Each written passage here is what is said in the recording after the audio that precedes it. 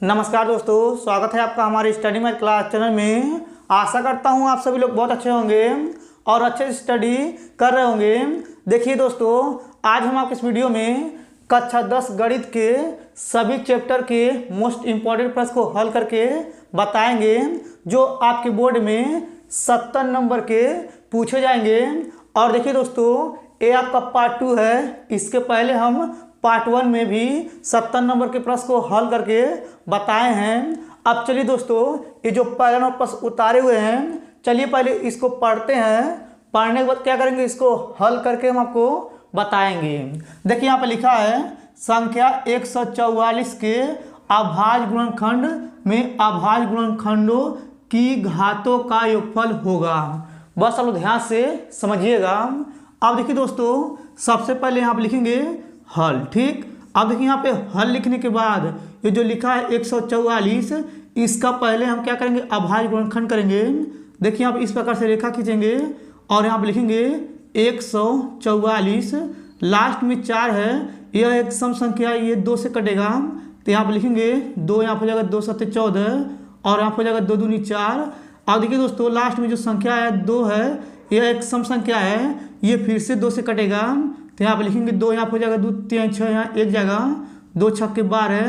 अब देखिए दोस्तों, लास्ट में जो संख्या है यह 6 है, ये भी एक सम संख्या है, फिर से 2 से कटेगा तो यहाँ पे लिखेंगे 2, यहाँ पे हो जाएगा 2 1 कम 2 एक जाएगा तो यहाँ हो जाएगा 2 8 16। अब देखिए दोस्तों, ये लास्ट में जो संख्या है 8 है, यह एक सम संख्या है, फिर से इसको 2 से काटेंगे तो यहाँ पे लिखेंगे 2, यहाँ पे हो जाएगा 2 9 18। अब देखिए दोस्तों, ये जो 9 है यह एक विषम संख्या है, अब ये 3 से कटेगा तो यहाँ पे लिखेंगे 3, यहाँ पे हो जाएगा 3 3 का 9। अब ये 3 से कट जाएगा तो यहाँ लिखेंगे 3, यहाँ पे हो जाएगा 3 एकम 3। ठीक, ये आपको अच्छे समझ में आ गया होगा। अब देखिए दोस्तों, इसको काटने के बाद क्या करेंगे, यहाँ पे लिखेंगे 144 भी बराबर लगाएंगे। अब देखिए 144 को जिस संख्या से काटे हैं उसको गुणे में लिखेंगे तो आप लिखेंगे 2 गुणे 2 गुणे 2 गुणे 2 और देखिए यहाँ पे 1 2 यानी कि 3 2 बार है तो लिखेंगे गुणे 3 3। ठीक, अब देखिए दोस्तों, ये देखिए 4, यहाँ पे देखिए 2 जो है 4 बार है तो आप लिखेंगे 2 पे पावर 4 फिर गुणे, और देखिए 3 2 बार है तो आप लिखेंगे 3 पे पावर 2 फिर बराबर लगाएंगे। और देखिए यहाँ पे लिखा हुआ है अभाज्य गुणनखंडों की घातों का योगफल होगा। देखिए यहाँ पे घातों का हमें क्या करना है, योगफल यानी कि जोड़ना है। देखिए यहाँ पे 2 पे पावर 4 है, 3 पे पावर 2 है, तो ये जो पावर में 4 है और ये जो पावर में 2 है, इन दोनों को जोड़ेंगे तो यहाँ पे लिखेंगे 4 प्लस 2, यहाँ पे जोड़ेंगे तो यहाँ पे आ जाएगा 6। ठीक, अब देखिए दोस्तों, यहाँ पे देखिए 4 विकल्प दिया हुआ है। अब देखेंगे इसमें कौन सा विकल्प सही है।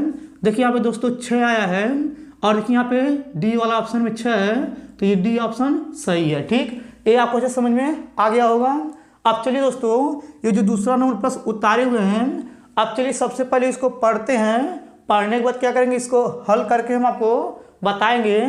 देखिए यहाँ पे लिखा है, 2 संख्याओं के योगफल और अंतर क्रमशः 8 और 2 है तो संख्याएं होंगी।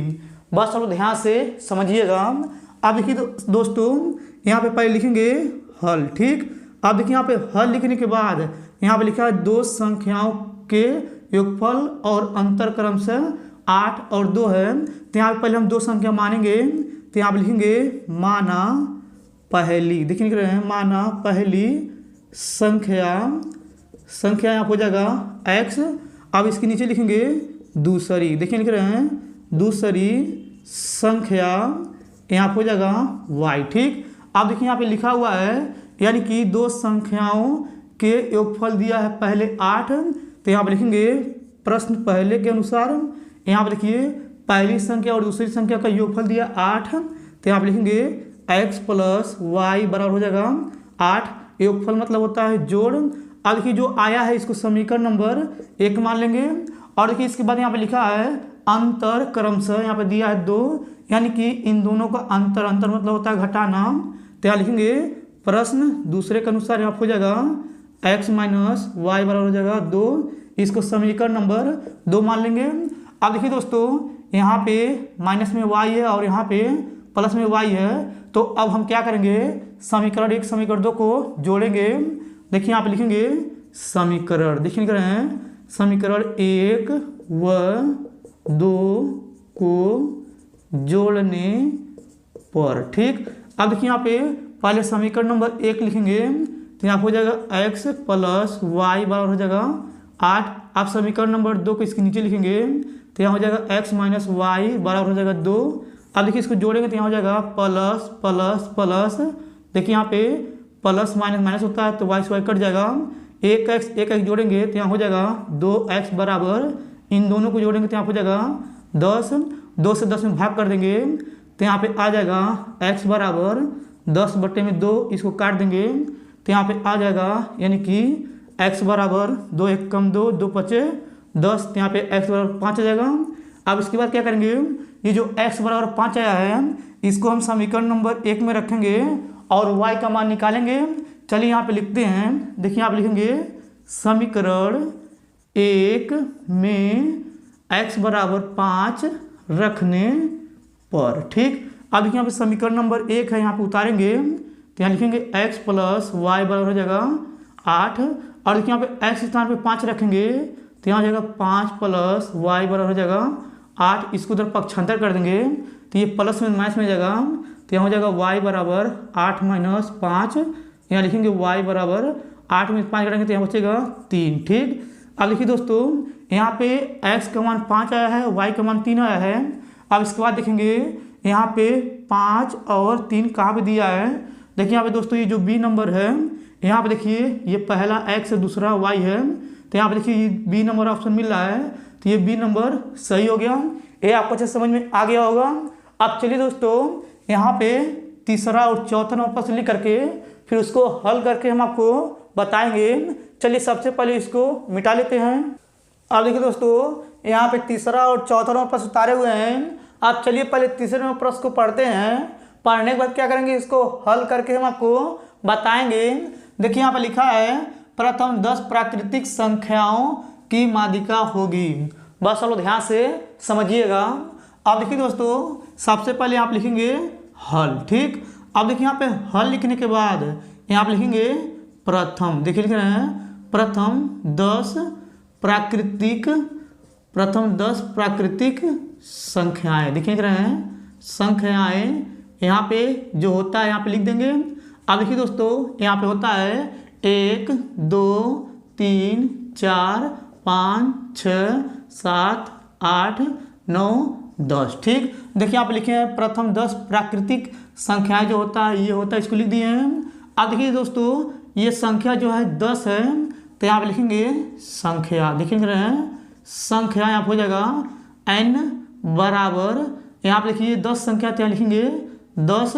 अब देखिए दोस्तों ये टोटल 10 संख्या है तो ये जो 10 है ये आपका सम संख्या है तो यहाँ पे लिखेंगे सम। ठीक, अब देखिए यहाँ पे बोला है हमें माध्यिका होगी, यानी कि इसमें से कौन सा माध्यिका होगी वही बताना है तो यहाँ पे लिखेंगे हम जानते हैं माध्यिका, देखें रहे हैं यहाँ पे होता है माध्यिका बराबर यहाँ पे हो जाएगा n/2 वा पद, फिर इसके बाद लिखेंगे प्लस, फिर यहाँ पे हो जाएगा कोष्टक में n/2 + 1 वा पद, यहाँ पे बटा लगा देंगे और यहाँ पे हो जाएगा 2। ठीक, देखिए यहाँ पे माध्यिका बराबर यही सूत्र होता है, अगर ये जो संख्या दिया है सम है तो माध्यिका बराबर यही सूत्र होता है। अब देखिए इसके बाद बराबर लगाएंगे, n की जगह दिया है 10 तो यहाँ लिखेंगे 10/2 वा पद हो जाएगा यहाँ पे। अब देखिए इसके बाद यहाँ पे प्लस लगाएंगे, यहाँ पे लिखेंगे n की जगह पे 10 तो यहाँ हो जाएगा 10/2 और यहाँ हो जाएगा प्लस, फिर कोष्टक में यहाँ हो जाएगा वा पद, फिर यहाँ पे बटा लगा देंगे और यहाँ नीचे हो जाएगा 2, फिर बराबर लगाएंगे। अब देखिए दोस्तों यहाँ पे 10 में 2 से भाग करेंगे तो यहाँ हो जाएगा 5 वा पद और यहाँ हो जाएगा प्लस। अब देखिए यहाँ पे 10 में 2 से भाग करेंगे तो यहाँ पे आ जाएगा 5, 5 में 1 जोड़ेंगे तो यहाँ हो जाएगा 6 और यहाँ पे लिखेंगे वा पद, फिर यहाँ पे बटा लगा देंगे, नीचे 2 लिख देंगे, फिर बराबर लगाएंगे। अब देखिए दोस्तों पांचवा पद यानी कि इसमें 5वें नंबर पर कौन है 5 है तो यहाँ लिखेंगे 5 फिर प्लस, और देखिए भाई छठवां पद जो है 6 है तो यहाँ पे लिखेंगे 6 फिर बटा लगा देंगे और यहाँ पे जगह 2 फिर यहाँ पे बराबर लगाएंगे, इसको जोड़ेंगे तो यहाँ हो जाएगा 11 फिर बटे यहाँ जाएगा 2। अब देखिए 11 में 2 से भाग करेंगे तो यहाँ पे आ जाएगा 5.5। ठीक, अब देखिए दोस्तों माध्यिका जो होगा यानी कि प्रथम 10 प्राकृतिक संख्याओं का यानी कि 5.5 होगा। अब देखिए जो डी नंबर ऑप्शन है यही सही है, ये आपको अच्छे समझ में आ गया होगा। अब चलिए दोस्तों यहाँ पे ये जो चौथा नंबर प्रश्न उतारे हुए हैं, अब चलिए सबसे पहले इसको पढ़ते हैं। पढ़ने के बाद क्या करेंगे, इसको हल करके हम आपको बताएंगे। देखिए यहाँ पर लिखा हुआ है समीकरण 4x² माइनस 12x प्लस 9 बराबर 0 के मूल होंगे। अब देखिए दोस्तों इसको हल करके बताना है कि इसमें से जो चारों ऑप्शन है इसमें से कौन सा सही है। अब देखिए दोस्तों सबसे पहले यहाँ पे लिखेंगे हल, ठीक। अब देखिए यहाँ पे हल लिखने के बाद पहले इसको उतारेंगे, तो यहाँ पे लिखेंगे 4x² माइनस 12x प्लस 9 बराबर हो जाएगा 0। अब देखिए इसके बाद क्या करेंगे, यहाँ पे लिखेंगे ax² plus bx plus c बराबर 0 से तुलना करने पर, ठीक। अब देखिए इससे तुलना करेंगे तो यहाँ हो जाएगा a बराबर 4, इससे तुलना करेंगे तो यहाँ हो जाएगा b बराबर -12। अब देखिए इससे तुलना करेंगे यहाँ हो जाएगा c बराबर 9, ठीक। अब देखिए इसके बाद इसका एक फार्मूला होता है, यानी कि हम जानते हैं यहाँ हो जाएगा d बराबर b² माइनस 4ac। अब देखिए यहाँ पे लिखेंगे d बराबर b के जगह दिया है -12, तो लिखेंगे -12 का स्क्वायर फिर -4a, एक जगह दिया है 4, तो लिखेंगे 4 गुणे c की जगह दिया 9, तो यहाँ लिखेंगे 9। अब देखिए इसके बाद क्या करेंगे, यहाँ पे लिखेंगे d बराबर, देखिए यहाँ पे 12 का गुणा करेंगे तो यहाँ हो जाएगा 144 फिर माइनस, अब देखिए इन तीनों का गुणा करेंगे तो यहाँ पे आ जाएगा 144। अब देखिए दोस्तों इसको घटाएंगे तो यहाँ पे आ जाएगा d बराबर 0। अब देखिए दोस्तों d बराबर 0 है तो इसका जो यानी कि ऑप्शन है यहाँ पे देखिए लिखा है वास्तविक और असमान है, ये ऑप्शन सही नहीं है। और देखिए यहाँ पे लिखा है वास्तविक नहीं है, ये भी सही नहीं है। और देखिए यहाँ पे लिखा है सी नंबर वास्तविक और बराबर है। देखिए यहाँ पे ये जो सी नंबर ऑप्शन है यही सही है, यानी कि डी का मान 0 आएगा तो वास्तविक और बराबर होंगे मूल, तो यहाँ पे ये सी नंबर सही हो गया। अब देखिए दोस्तों चलिए इन दोनों को मिटा करके यहाँ पे 5वां और यहाँ पे 6वां नंबर लिख करके उसको हल करके फिर हम आपको बताएंगे। चलिए सबसे पहले इसको मिटा देते हैं। अब देखिए दोस्तों यहाँ पे 5वां और 6वां नंबर प्रश्न उतारे हुए हैं। और देखिए दोस्तों ये जो 5वां नंबर प्रश्न है ये आपके बोर्ड में 100% बहुविकल्पी प्रश्न में 1 नंबर का पूछा जाएगा। अब चलिए सबसे पहले क्या करते हैं, इसको पढ़ते हैं। पढ़ने के बाद क्या करेंगे, इसको हल करके हम आपको बताएंगे। देखिए यहाँ पे लिखा है बिंदु कोष्टक में -3,5 की y अक्ष से दूरी होगी। बस आप लोग ध्यान से समझिएगा। अब देखिए दोस्तों सबसे पहले आप लिखेंगे हल, ठीक।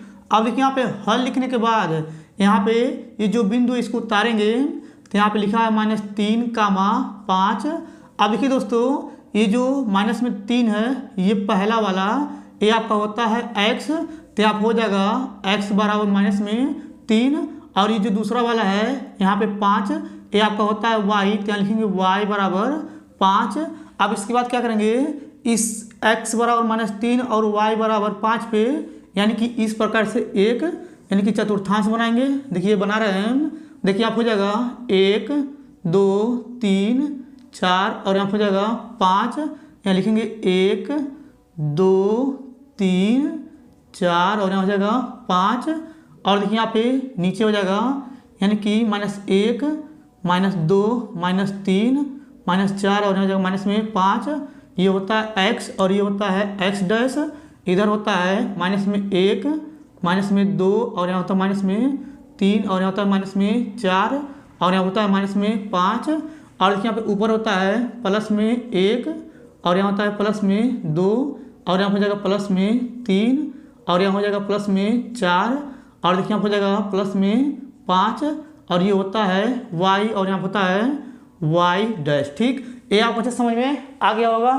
अब देखिए दोस्तों यहाँ पे लिखा x बराबर -3, देखिए ये आपका x अक्ष है, ये देखिए माइनस में है तो यहाँ हो जाएगा यानी कि x बराबर -3 है तो यहाँ हो जाएगा 3। और देखिए दोस्तों y बराबर 5 है तो ये प्लस में y है, तो देखिए यहाँ पे दिया है प्लस में यानी कि 5 y पे। अब इसके बाद क्या करेंगे, यहाँ से इस प्रकार से ऐसे सीधा रेखा खींचेंगे, देखिए थोड़ा सीधा खींचेगा आप लोग। और यहाँ से ऐसे सीधा रेखा खींचेंगे और देखिए यहाँ पे ये जो बिंदु हो जाएगा -3 और कामा ये 5 हो जाएगा। अब देखिए दोस्तों यहाँ पे पूछा है y अक्ष से दूरी होगी। अब यानी कि ये जो y अक्ष है यहाँ से यहाँ तक की दूरी कितना है, देखिए यहाँ पे यहाँ से यहाँ तक अगर दूरी आप लोग ध्यान से देखेंगे तो 1 2 3 यानी कि यहाँ से यहाँ तक जो y अक्ष की दूरी है -3 है। तो यहाँ पे लिखेंगे यानी कि यहाँ हो जाएगा बराबर -3। ठीक है। अब देखिए दोस्तों ये जो यानी कि ए नंबर ऑप्शन है यही सही है, ये आपको अच्छे समझ में आ गया होगा। अगर देखिए दोस्तों यहाँ पे एक्स अक्ष बोलता तो हम क्या करते हैं, यहाँ पे एक्स अक्ष पे देखते हैं ये जो दूरी है कितना है। अगर एक्स अक्ष बोलता तो ये दूरी हो जाता है 5। ठीक, ये आपको समझ में आ गया होगा। अब चलिए दोस्तों यहाँ पे जो छठवां नंबर प्रश्न इसको पहले पढ़ते हैं, पढ़ने के बाद क्या करेंगे इसको हल करके हम आपको बताएंगे। ये वाला प्रश्न आपके बोर्ड में 2 नंबर के बहुत बार पूछा गया है। अब देखिए दोस्तों यहाँ पे लिखा है दिया गया है कि HCF यहाँ पे कोष्टक में 255 कामा 867 बराबर यहाँ पे 51। तो एलसीएम फिर कोष्टक में 255 कामा 868 का मान ज्ञात कीजिए। बस अब ध्यान से समझिएगा। अब देखिए दोस्तों सबसे पहले आप लिखेंगे हल। ठीक, अब देखिए यहाँ पे हल लिखने के बाद देखिए यहाँ पे इसका HCF जो दिया है यहाँ पे 51 दिया है। तो यहाँ पे लिखेंगे HCF कोष्टक में हो जाएगा 255 कामा 867 फिर कोष्टक में फिर बराबर हो जाएगा 51। ठीक, और देखिए यहाँ पे क्या बोला है एलसीएम ज्ञात करना है इसका। तो यहाँ पे कामा लगाएंगे, यहाँ पे लिखेंगे LCM और यहाँ पे कोष्टक में 255 कामा 867 फिर कोष्टक बंद कर देंगे और यहाँ पे क्वेश्चन मार्क लगा देंगे।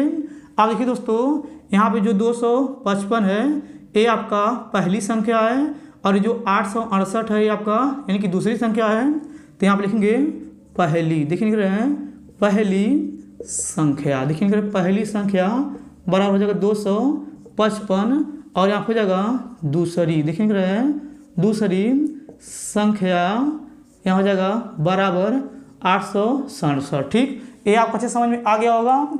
अब देखिए दोस्तों हमें एलसीएम ज्ञात करना है।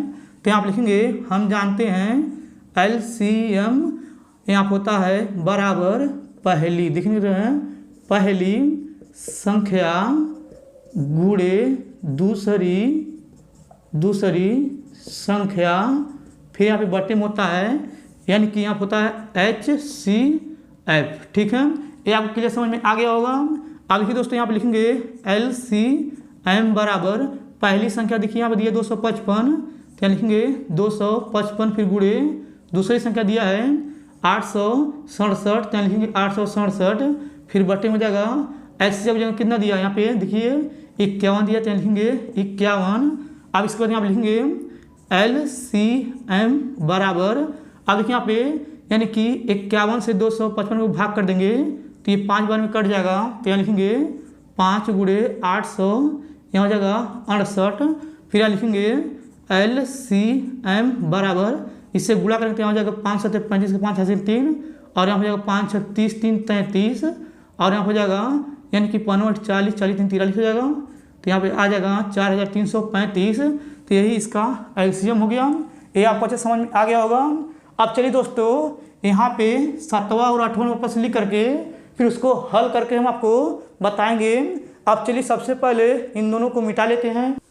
अब देखिए दोस्तों यहाँ पे 7वां और 8वां नंबर प्रश्न उतारे हुए हैं। अब चलिए सबसे पहले क्या करते हैं 7वें नंबर प्रश्न को पढ़ते हैं, पढ़ने के बाद क्या करेंगे इसको हल करके हम आपको बताएंगे। देखिए यहाँ पे लिखा है सिद्ध कीजिए कि 5 प्लस करनी में 3 एक अपरिमेय संख्या है। अब देखिए दोस्तों हम क्या करेंगे यहाँ पे जो लिखा हुआ है 5 प्लस करनी में 3 एक अपरिमेय संख्या है, इसके उल्टा मान करके हम चलेंगे। चलिए यहाँ पे लिखते हैं। तो यहाँ पे लिखेंगे माना, देख लिख रहे हैं माना 5 प्लस करनी में 3 एक परिमेय संख्या है। ठीक, अब देखिए दोस्तों यहाँ पे जो लिखा हुआ था 5 प्लस करनी में 3 एक अपरिमेय संख्या है, तो इसके उल्टा यहाँ पे हम लिखे हैं यहाँ पे लिखे हैं माना 5 प्लस करनी में 3 एक परिमेय संख्या है। और देखिए यहाँ पे लिख देंगे हल। ठीक, अब देखिए दोस्तों इसके बाद क्या करेंगे, यहाँ पे लिखेंगे 5 प्लस करनी में 3 बराबर हो जाएगा a बटा b, और यहाँ पे लिखेंगे जहाँ, देख रहे हैं जहाँ a और b दोनों अभाज्य संख्या है। ठीक, देखिए दोस्तों यहाँ पे लिखे हैं जहाँ a और b दोनों अभाज्य संख्या है। इसका मतलब ये हुआ कि a जो है b को भाग करेगा, b जो है a को भाग करेगा, a और b को कोई और संख्या भाग नहीं करेगा। अब देखिए दोस्तों ये जो प्लस में 5 है इसको उधर पक्षांतर कर देंगे, ये प्लस में माइनस में आ जाएगा। तो यहाँ पे लिखेंगे करनी में 3 बराबर हो जाएगा यहाँ पे a बटे में b, फिर माइनस हो जाएगा 5 नीचे 1 लगाएंगे, फिर यहाँ लिखेंगे करनी में 3 बराबर यहाँ पे 1 से गुणा करेंगे a में, तो यहाँ हो जाएगा a, b से गुणा करेंगे 5 में, तो यहाँ हो जाएगा माइनस में 5 b, फिर बटे में आ जाएगा यानी कि b। अब इसको हम समीकरण नंबर 1 मान लेंगे। अब देखिए दोस्तों ये जो समीकरण नंबर 1 आया है इसके बारे में यहाँ पे हिंदी में लिखना है। चलिए यहाँ पे पहले लिख लेते हैं, लिखने के बाद क्या करेंगे हम उसको अच्छे से हम आपको समझाएंगे। चलिए यहाँ पे पहले लिख लेते हैं। अब देखिए दोस्तों यहाँ पे लिख दिए हैं। अब चलिए दोस्तों इसको पढ़ करके हम आपको अच्छे से समझाते हैं, बस आप लोग ध्यान से समझिएगा। अब देखिए दोस्तों यहाँ पे लिखा हुआ है समीकरण 1 से हमें यह पता चलता है कि a माइनस 5b बटे में b जो एक परिमेय संख्या है। अगर आप लोग समीकरण 1 को ध्यान से देखेंगे, इधर का जो दाएं साइड में है ये वाला, यह एक परिमेय संख्या है। यहाँ से यहाँ तक वही चीज़ लिखे हुए हैं। अब देखिए इसके आगे लिखे हुए हैं, इसका मतलब यह हुआ कि करनी में 3 भी एक परिमेय संख्या होनी चाहिए। अब देखिए दोस्तों अगर यह जो है एक परिमेय संख्या है तो इसका मतलब यह हुआ कि इसके पहले जो बाएं साइड में करनी में 3 है ये भी एक परिमेय संख्या होनी चाहिए। देखिए यहाँ से और यहाँ तक वही चीज़ लिखे हुए हैं। फिर देखिए इसके आगे लिखे हुए हैं मगर हम जानते हैं कि करनी में 3 एक अपरिमेय संख्या है। देखिए दोस्तों ये जो करनी में 3 है हम लोग जानते हैं यह एक अपरिमेय संख्या है। फिर वही चीज़ लिखे हुए हैं। अब देखिए इसके आगे लिखे हुए हैं जिससे हमें यह पता चलता है कि हमने जो अभिधारणा माना था गलत है। यानी कि देखिए दोस्तों यहाँ पे जो हम लोग माने थे 5 प्लस करनी में 3 एक परिमेय संख्या है, यह गलत हो गया है। अब इसके बाद यहाँ पे देखिए लिखे हुए हैं यानी कि 5 प्लस करनी में 3 एक अपरिमेय संख्या है। ठीक, देखिए दोस्तों यहाँ से और यहाँ तक आप लोग पूरा लिख लीजिएगा, आपको 2 नंबर बोर्ड में मिल जाएंगे। अब चलिए दोस्तों यहाँ पे जो 8वां नंबर पर उतारे हुए हैं, अब चलिए सबसे पहले इसको पढ़ते हैं। पढ़ने के बाद क्या करेंगे इसको हल करके हम आपको बताएंगे। देखिए यहाँ पे लिखा है 2 संख्याओं का अंतर 26 है और एक संख्या दूसरी संख्या की 3 गुनी है, संख्या ज्ञात कीजिए। बस आप ध्यान से समझिएगा। अब देखिए दोस्तों सबसे पहले आप लिखेंगे हल। ठीक, अब देखिए यहाँ पे हल लिखने के बाद अब हम क्या करेंगे, पहले 2 संख्या यहाँ पे मानेंगे। तो यहाँ लिखेंगे माना, देख लिख रहे हैं माना पहली संख्या। ठीक, देखिए यहाँ लिख रहे हैं माना पहली संख्या हो जाएगा x। अब इसके नीचे लिखेंगे दूसरी, देखिए लिख रहे हैं दूसरी संख्या। ठीक, अब देखिए यहाँ पे दूसरी संख्या हो जाएगा y। अब यहाँ पे लिखा हुआ है 2 संख्याओं का अंतर 26 है। अब इसके बाद यहाँ हम लिखेंगे पहले प्रश्न के अनुसार। देखिए यहाँ पे लिखा हुआ 2 संख्याओं का अंतर 26 है, यानी कि ये पहली संख्या और दूसरी संख्या का अंतर मतलब होता है घटाना, यानी कि पहली संख्या और दूसरी संख्या का घटाना दिया है 26। तो आप हो जाएगा पहली संख्या माइनस दूसरी संख्या बराबर हो जाएगा 26। इसको समीकरण नंबर 1 मान लेंगे। अब देखिए दोस्तों इसके आगे लिखा हुआ है एक संख्या दूसरी संख्या की 3 गुनी है। अब इसके बाद यहाँ पे नीचे लिखेंगे यानी कि प्रश्न दूसरे के अनुसार यहाँ पे लिखा हुआ एक संख्या दूसरी संख्या का 3 गुनी है। तो यहाँ लिखेंगे एक संख्या दूसरी संख्या का 3 गुनी है, तो यहाँ हो जाएगा 3y। अब इसके बाद क्या करेंगे, इसको इधर पक्षांतर कर देंगे, प्लस में माइनस में जाएगा, तो यहाँ हो जाएगा x माइनस 3 y बराबर हो जाएगा 0। इसको हम लोग समीकरण नंबर 2 मान लेंगे। अब देखिए दोस्तों ये जो समीकरण नंबर 1 है और जो समीकरण नंबर 2 है, अगर आप लोग दोनों को ध्यान से देखेंगे, यहाँ पे x और यहाँ पे x है, यहाँ पे देखिए, यानी कि ये x और ये x दोनों क्या है, प्लस में है। तो क्या करेंगे, इन दोनों x को घटा देंगे तो ये कट जाएगा। चलिए यहाँ पे क्या करते हैं, समीकरण 1 समीकरण 2 को घटाते हैं, तो यहाँ लिखेंगे समीकरण, देख रहे हैं, समीकरण 1 व 2 को घटाने पर। ठीक, अब देखिए यहाँ पे नीचे लिखेंगे तो यहाँ हो जाएगा x माइनस वाई बराबर हो जाएगा 26। इसको नीचे लिखेंगे तो यहाँ हो जाएगा x माइनस 3y बराबर हो जाएगा 0। इसको घटाएंगे तो यहाँ हो जाएगा माइनस, और यहाँ हो जाएगा माइनस प्लस माइनस। ये देखिए प्लस में है x और नीचे माइनस में है, तो ये कट जाएगा। 3y में से 1y घटाएंगे तो यहाँ बचेगा 2y, फिर बराबर यहाँ बचेगा 26। अब इसके बाद क्या करेंगे, 2 से 26 में भाग कर देंगे। देखिए यहाँ पे आ जाएगा y बराबर 26 बटे में, यानी कि 2, इसको काटेंगे तो यहाँ पे आ जाएगा y बराबर 13। ठीक, अब देखिए दोस्तों यहाँ पे y का मान 13 आ गया है। अब इसके बाद क्या करेंगे, यहाँ पे देखिए ये जो समीकरण नंबर 1 है, y के स्थान पे 13 रखेंगे।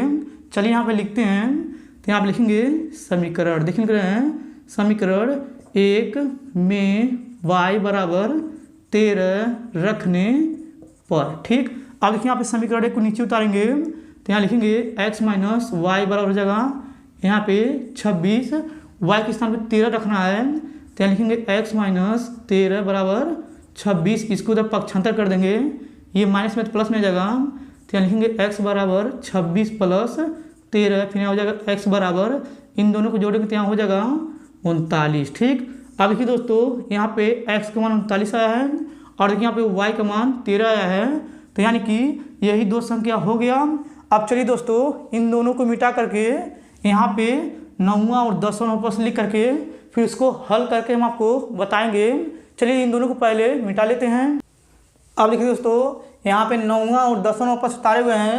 अब चलिए दोस्तों ये जो 9वां वापस उतारे हुए हैं इसको पहले पढ़ते हैं, पढ़ने के बाद क्या करेंगे, इसको हल करके हम आपको बताएंगे। देखिए यहाँ पे लिखा है बिंदु कोष्टक में x, y बिंदुओं, फिर कोष्टक में 3, 6 और फिर कोष्टक में -3, 4 से समदूरस्थ हो तो x और y में संबंध ज्ञात कीजिए। बस आप ध्यान से समझिएगा। अब देखिए दोस्तों यहाँ पे बोला है समदूरस्थ, तो हम क्या करेंगे, यहाँ पे ये बिंदु जो हो जाएगा पहला वाला x y हो जाएगा। अब यहाँ बोला समदूरस्थ है, तो इस बिंदु से एक बिंदु ये हो जाएगा a और एक बिंदु हो जाएगा ये वाला यानी कि b।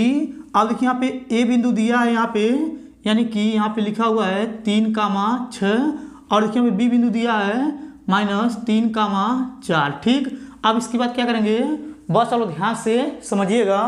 अब देखिए यहाँ पे लिखेंगे हल। ठीक, अब देखिए यहाँ पे हल लिखने के बाद अब हम क्या करेंगे, यहाँ पे ये जो बिंदु है इसको हम लोग P मान लेंगे और ये A है और ये हो जाएगा B। अब इसके बाद क्या करेंगे, A और P के बीच की दूरी लिखेंगे पहले, तो यहाँ पे लिखेंगे A P के बीच की दूरी, फिर बराबर लगा देंगे। अब देखिए दोस्तों B और P के बीच की दूरी लिखेंगे, तो यहाँ पे लिखेंगे B P के बीच की दूरी। ठीक, बस आप लोग ध्यान से समझिएगा। अब देखिए दोस्तों अगर आप लोग A और P के बीच की दूरी देखेंगे तो ये आपका हो जाएगा x1 और ये हो जाएगा आपका y1 और ये आपका हो जाएगा यानी कि यहाँ पे x2 y2। चलिए यहाँ पे लिखते हैं, तो यहाँ पे लिखेंगे x1 बराबर यहाँ पे हो जाएगा यानी कि 3, y1 बराबर हो जाएगा यहाँ पे यानी कि 6 और x2 बराबर हो जाएगा यहाँ पे यानी कि x और y2 बराबर हो जाएगा यहाँ पे y। ठीक, अब देखिए दोस्तों अब यहाँ पे B और P के बीच की दूरी देखेंगे, तो देखिए इधर लिख दे रहे हैं यहाँ पे। अब यहाँ पे हो जाएगा ये वाला, इस प्रकार से इधर हो जाएगा x1 बराबर हो जाएगा -3, y1 बराबर हो जाएगा 4 और यहाँ पे हो जाएगा x2 बराबर यहाँ पे x और y2 बराबर हो जाएगा y। ठीक, इतना आपको क्लियर समझ में आ गया होगा। अब देखिए दोस्तों AP के बीच की दूरी यहाँ पे लिखेंगे, तो यहाँ पे होता है करनी में, यानी कि यहाँ पे होता है x2 - x1 का ये हो जाएगा स्क्वायर, फिर प्लस यहाँ पे हो जाएगा y2 - y1 का ये हो जाएगा स्क्वायर। अब इसके बाद यहाँ पे बराबर लगाएंगे और B और P के बीच की दूरी लिखेंगे, तो यहाँ हो जाएगा करनी, और देखिए यहाँ पे लिखेंगे x2 माइनस x1 का ये हो जाएगा स्क्वायर फिर प्लस, और यहाँ पे हो जाएगा y2 माइनस y1 का स्क्वायर। इतना क्लियर समझ में आ गया होगा। अब देखिए यहाँ पे a और p के बीच की दूरी का ये वाला है x1 y1 x2 y2। चलिए इसमें रखते हैं, इस प्रकार से करनी बनाएंगे। x2 की जगह दिया है x, तो यहाँ लिखेंगे x फिर माइनस, और देखिए यहाँ पे x1 की जगह दिया है 3, तो यहाँ लिखेंगे 3, इसका हो जाएगा स्क्वायर फिर प्लस, यहाँ हो जाएगा कोष्टक। y2 की जगह दिया है y, तो यहाँ लिखेंगे y फिर माइनस, y1 की जगह दिया है 6, तो यहाँ लिखेंगे 6, इसका हो जाएगा स्क्वायर, फिर बराबर लगाएंगे, और देखिए यहाँ हो जाएगा करनी, और देखिए यहाँ पे x2 की जगह पे अब इसमें देखेंगे तो यहाँ पे दिया x, तो यहाँ हो जाएगा x फिर माइनस, x1 के दिया -3, तो यहाँ पे रखेंगे तो यहाँ हो जाएगा माइनस माइनस प्लस, यहाँ पे जाएगा स्क्वायर फिर प्लस फिर कोष्टक। y2 की जगह दिया यहाँ पे y, तो यहाँ लिखेंगे y, और यहाँ हो जाएगा माइनस, y1 का दिया 4, तो लिखेंगे 4, यहाँ हो जाएगा स्क्वायर। ठीक, इतना आपको अच्छे समझ में आ गया होगा। अब देखिए दोस्तों, इतना करने के बाद यहाँ पे लिखेंगे दोनों, देखिए लिख रहे हैं दोनों पक्षों का वर्ग करने पर। ठीक, अब देखिए इसका वर्ग करनी हट जाएगा, तो यहाँ पे आ जाएगा x माइनस 3, और यहाँ पे जाएगा स्क्वायर फिर प्लस y माइनस 6 हो जाएगा स्क्वायर फिर बराबर, और यहाँ पे जाएगा x प्लस 3, यहाँ हो जाएगा स्क्वायर फिर प्लस, यहाँ हो जाएगा y माइनस 4 का स्क्वायर। ठीक, अब देखिए इसमें a माइनस b का होल स्क्वायर का फार्मूला लगाएंगे, तो यहाँ हो जाएगा a स्क्वायर फिर प्लस हो जाएगा b स्क्वायर फिर माइनस 2ab होता है, तो यहाँ हो जाएगा 2 3 6, फिर यहाँ हो जाएगा प्लस, इसमें a माइनस b का होल स्क्वायर लगाएंगे, तो यहाँ हो जाएगा a स्क्वायर फिर प्लस b स्क्वायर हो जाएगा 36, फिर माइनस हो जाएगा यहाँ पे 2ab, तो यहाँ हो जाएगा 6 दूनी 12, यहाँ हो जाएगा y, फिर बराबर लगाएंगे, इसमें भी a प्लस b का होल स्क्वायर का फार्मूला लगाएंगे, तो यहाँ हो जाएगा a स्क्वायर फिर प्लस, यहाँ हो जाएगा b स्क्वायर फिर प्लस 2ab, तो हो जाएगा 6x, और देखिए यहाँ पे a माइनस b का होल स्क्वायर का फार्मूला लगाएंगे इसमें।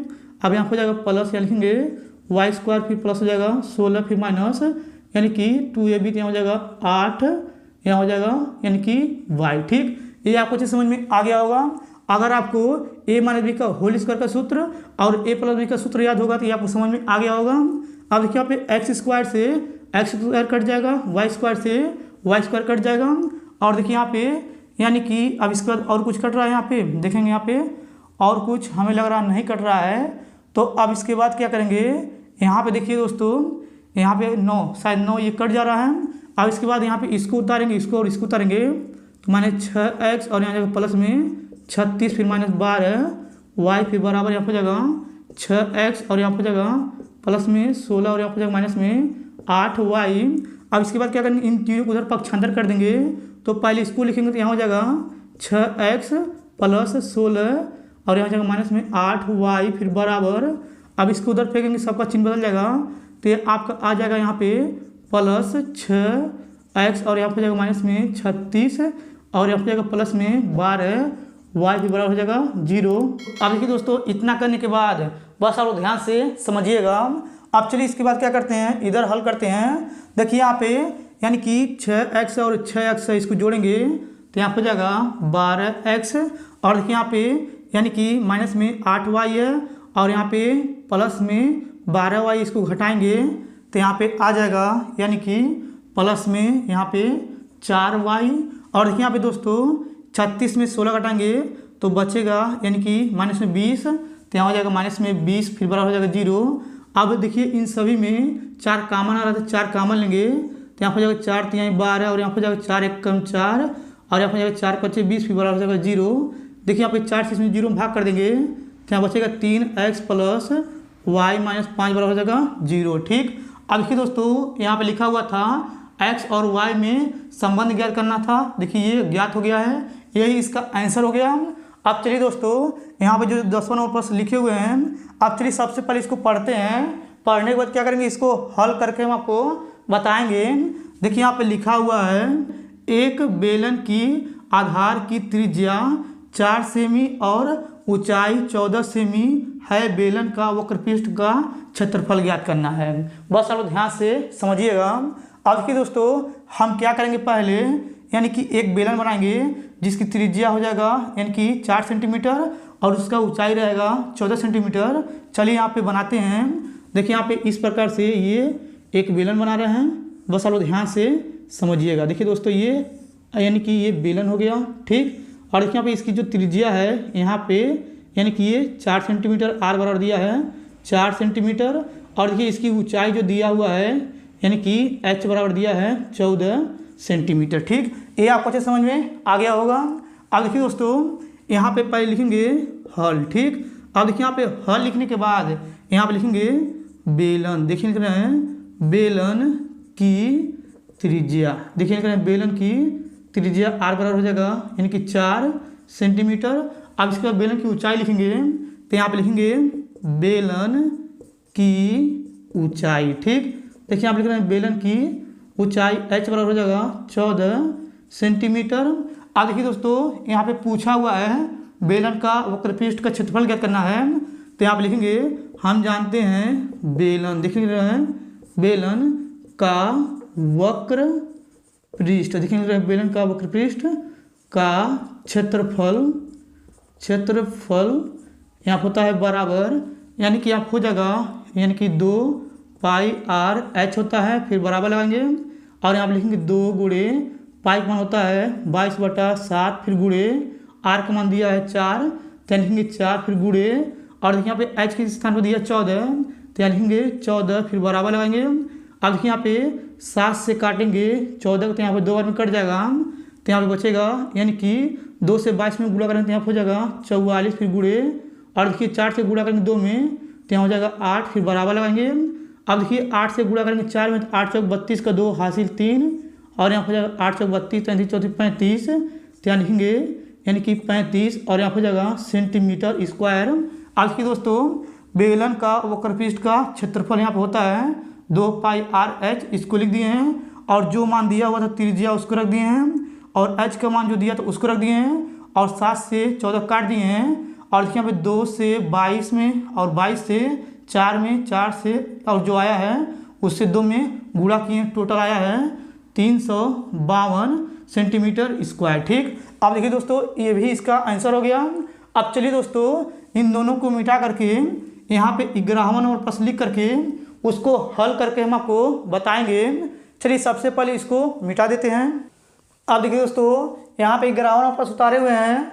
अब चलिए दोस्तों सबसे पहले इसको पढ़ते हैं, पढ़ने के बाद क्या करेंगे इसको हल करके हम आपको बताएंगे।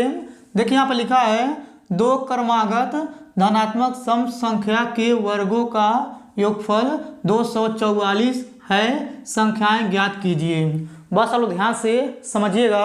अब देखिए दोस्तों सबसे पहले आप लिखेंगे हल, ठीक। अब देखिए यहाँ पे हल लिखने के बाद अब हम यहाँ पे क्या करेंगे 2 क्रमागत धनात्मक सम संख्या यहाँ पे लिखेंगे तो यहाँ पे लिखेंगे माना। देखिए रहे हैं माना पहली क्रमागत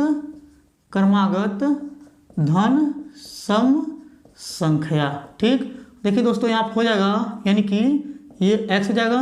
अब इसके बाद क्या करेंगे दूसरी क्रमागत धन सम संख्या लिखेंगे तो यहाँ लिखेंगे दूसरी। देखिए दूसरी क्रमागत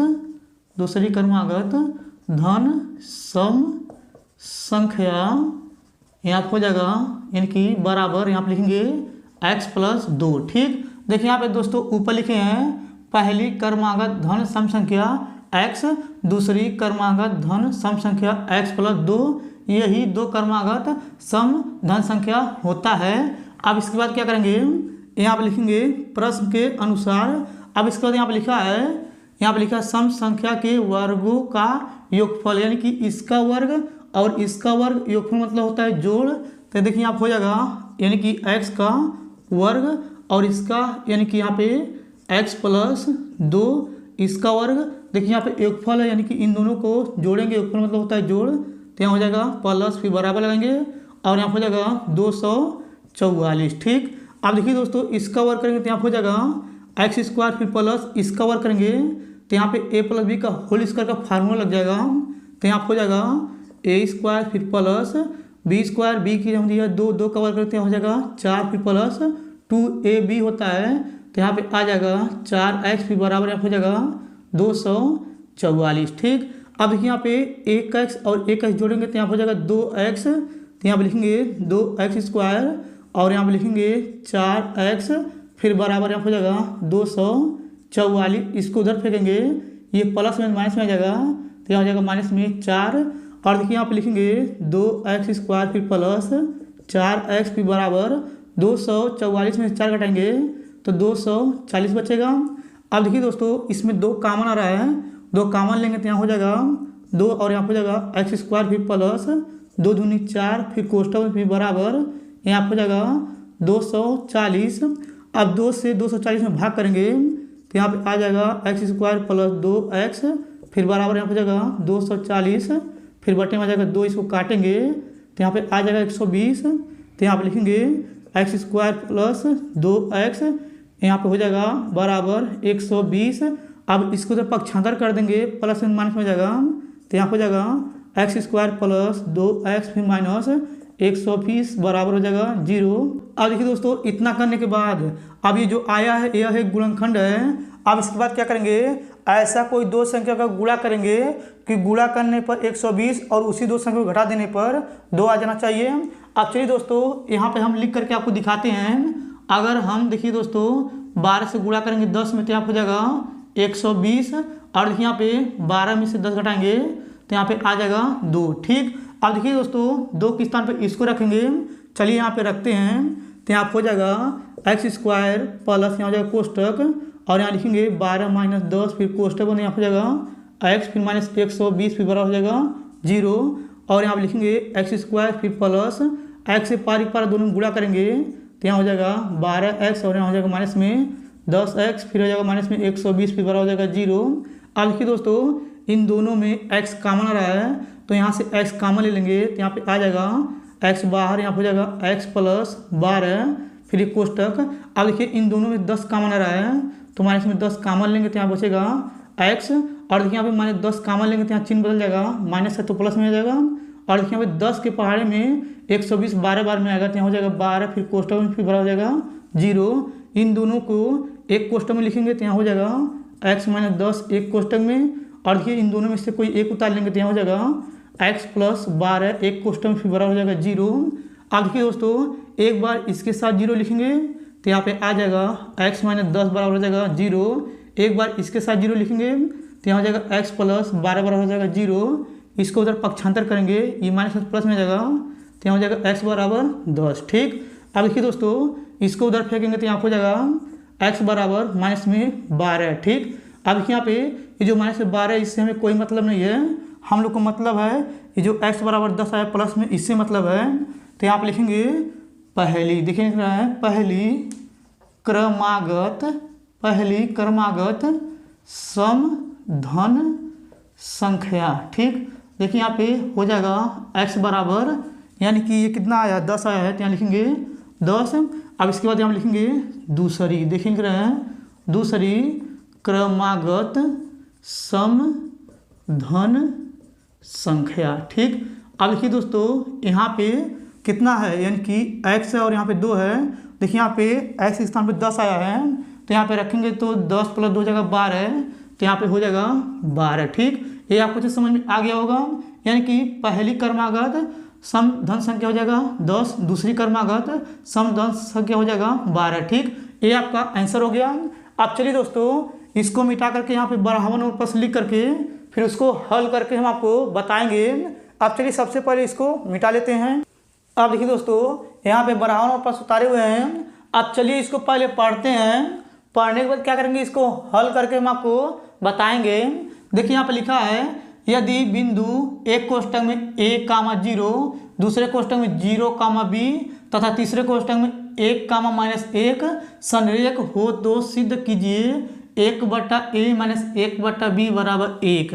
बस आप ध्यान से समझिएगा।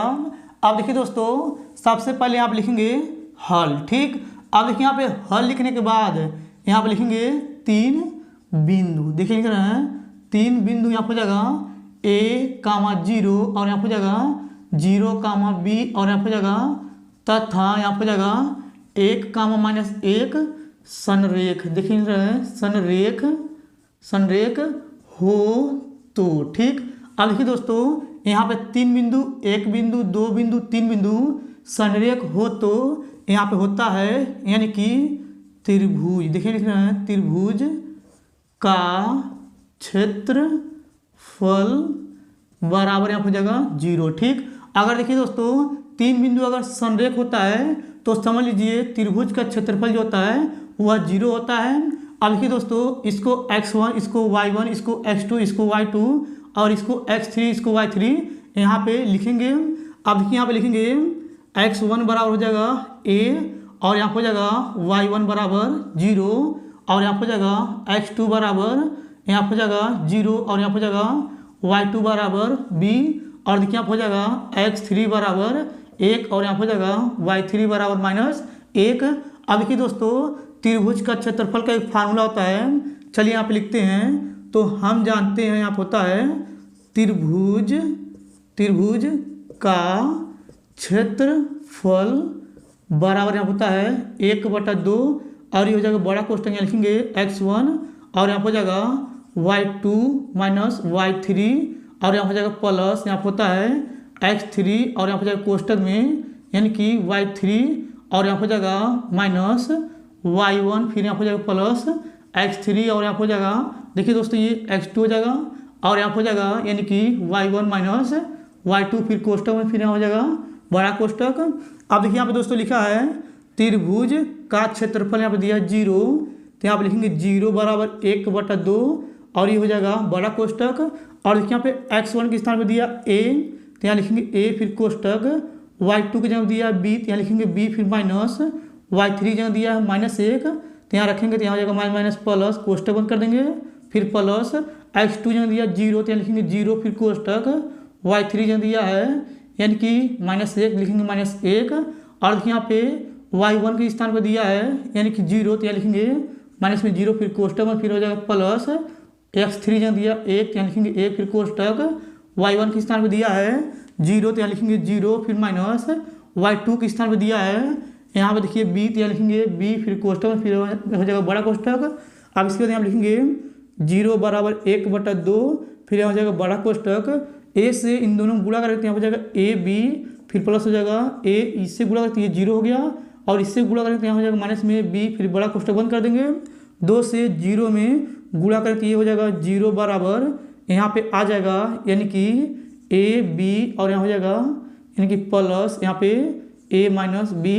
अब इसके बाद क्या करेंगे यहाँ पे लिखेंगे सभी, देखिए लिख रहे हैं सभी में a b से भाग करने पर। ठीक, अब देखिए यहाँ पे देखिए सभी में a b से भाग करेंगे इसमें तो यहाँ हो जाएगा 0 बराबर a/b और यहाँ हो जाएगा a/b यहाँ पे लिख देंगे, यहाँ हो जाएगा a b फिर बटे में a b फिर प्लस यहाँ हो जाएगा a फिर बटे में हो जाएगा a b फिर माइनस यहाँ हो जाएगा ये हो जाएगा b फिर बटे में हो जाएगा a b। अब देखिए यहाँ पे a b से a b कट जाएगा तो यहाँ हो जाएगा 0 बराबर 1, a से 1 कट जाएगा तो यहाँ हो जाएगा प्लस 1/b फिर यहाँ हो जाएगा b से b यहाँ पे लिखेंगे -1/a।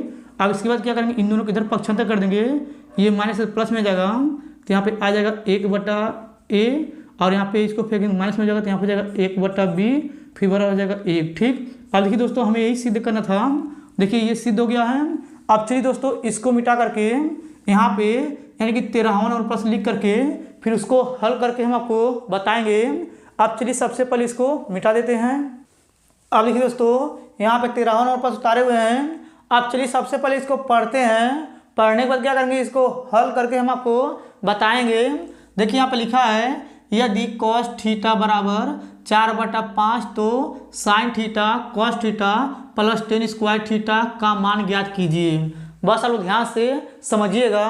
अब देखिए दोस्तों सबसे पहले आप लिखेंगे हल। ठीक, अब देखिए यहाँ पे हल लिखने के बाद ये जो दिया है इसको यहाँ पे उतारेंगे तो यहाँ पे लिखेंगे cos थीटा बराबर 4/5 और देखिए इसका हमें मान ज्ञात करना है तो यहाँ पे लिखेंगे साइन थीटा यहाँ पे हो जाएगा cos थीटा फिर प्लस tan स्क्वायर थीटा बराबर क्वेश्चन मार्क। ठीक, इतना आपको अच्छे समझ में आ गया होगा।